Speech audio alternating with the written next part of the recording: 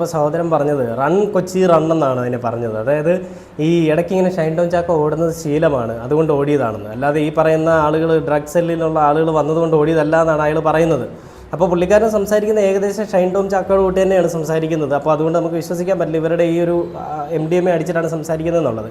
പക്ഷേ ഇത്തരം അതിക്രമങ്ങൾ അല്ലെങ്കിൽ ഇത്തരം ഈ പറയുന്ന ലഹരി ഉപയോഗങ്ങൾ സിനിമയിൽ വരുമ്പോൾ സിനിമയിൽ IC എന്ന് പറയുന്നൊരു സംഘടന ഉണ്ട് എന്ന് പറയുമ്പോഴും അവർ വേണ്ട രീതിയിൽ അതിനെ കൈകാര്യം ചെയ്തിരുന്നെങ്കിൽ ഈ പറയുന്ന രീതിയിലുള്ള പ്രശ്നങ്ങൾ ഉണ്ടാവില്ല. ഷൈൻ ടോം ചാക്കോയുടെ ഭാഗത്ത് നിന്ന് ഇതിന് മുൻപൊന്നും ഇത്രയും വലിയ സിനിമാ സെറ്റിൽ ഇത്രയും വലിയ പ്രശ്നങ്ങൾ ഉണ്ടായിരുന്നില്ല. എങ്കിലും ഷൈൻ ടോം ചാക്കോയ്ക്ക് ഇതൊക്കെ എവിടെ നിന്ന് കിട്ടുന്നു, ഇവരൊക്കെ എങ്ങനെ ഇത് കീപ്പ് ചെയ്യുന്നു, അതിന് പോലീസുകാർ കൊടുക്കുന്ന ഒത്താശയാണോ എന്നുള്ളത് അന്വേഷിക്കേണ്ടതായിട്ടുണ്ട്.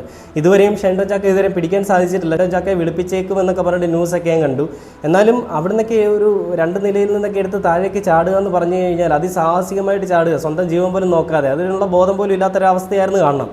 എങ്കിലും എവിടെ പോയി ഒളിച്ചു എന്നുള്ളതാണ് അറിയാത്ത ഒരു മനുഷ്യൻ തന്നെയല്ലേ അയാൾ, വാനിഷായി പോകത്തൊന്നുമില്ലല്ലോ. അപ്പോൾ അത് വേണ്ട രീതിയിൽ